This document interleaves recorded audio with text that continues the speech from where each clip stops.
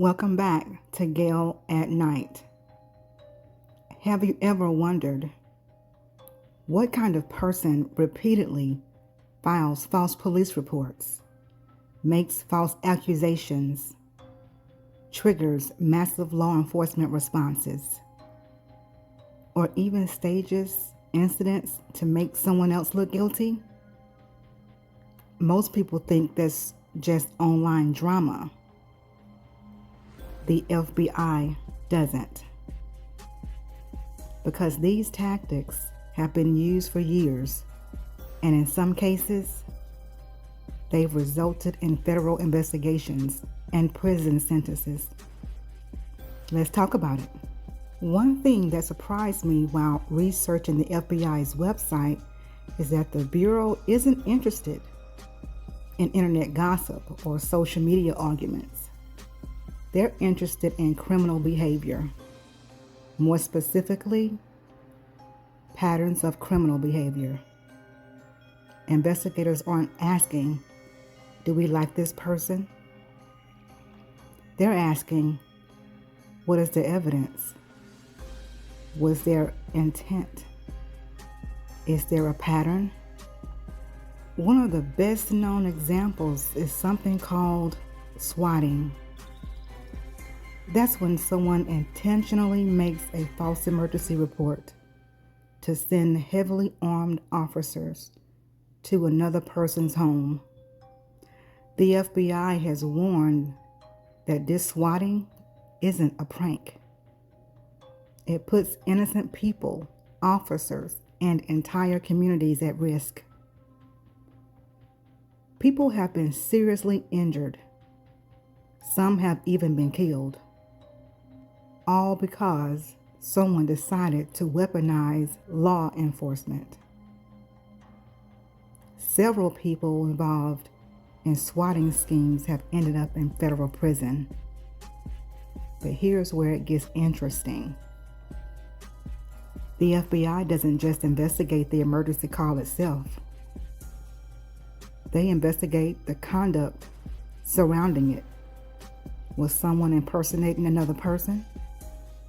Using fake accounts, spoofing phone numbers, crossing state lines, making repeated false reports, coordinating with others, creating fabricated evidence. Those are the kinds of patterns investigators pay attention to. The Department of Justice also makes something very clear. Knowingly making false statements to federal investigators can itself be a federal felony. That means if someone intentionally lies to FBI agents during an investigation, they don't necessarily have to be charged with the original offense to face criminal consequences. Lying to federal investigators can be its own crime. Another thing I found interesting, the FBI doesn't publish lists of personality disorders. They don't investigate people because someone calls them a narcissist or a psychopath or a sociopath. That's not evidence. Instead, investigators look at behavior. Can it be proven? Is there documentation? Are there digital records, witnesses, phone records, financial records, electronic communications? The evidence, not the labels, is what matters. The FBI has also warned about false reports and hoaxes because they waste enormous law enforcement resources. Every fake emergency pulls officers away from real emergencies. Every false report costs taxpayers money, and every fabricated allegation has the potential to harm innocent people. One thing you'll notice in many federal cases is that investigators often don't act after just one complaint. They're looking for patterns. One false report may not tell the whole story, but repeated reports, multiple victims, multiple jurisdictions, fake accounts, identity deception, interstate communications. Now investigators may start seeing something much bigger. That's why documentation matters.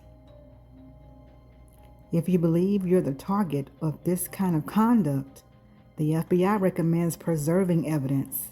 Save emails, save text messages, save screenshots, keep a timeline, document dates, preserve metadata whenever possible, and report suspected federal crimes through the appropriate channels so investigators can determine whether a broader pattern exists.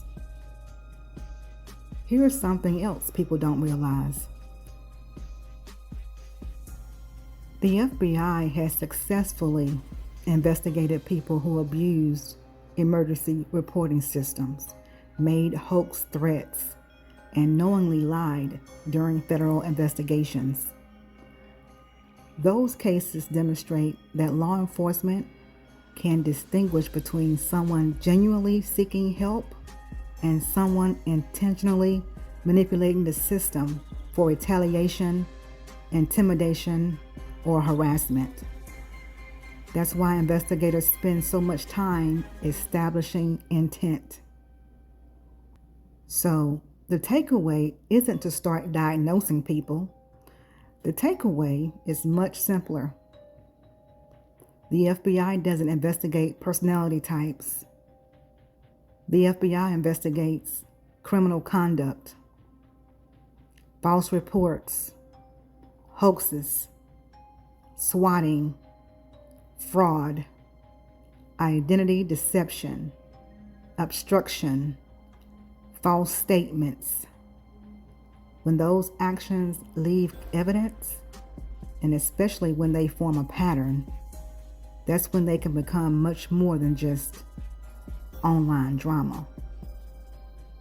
And that's exactly why facts, documentation, and evidence matter. I hope you learned something today. Thank you for listening.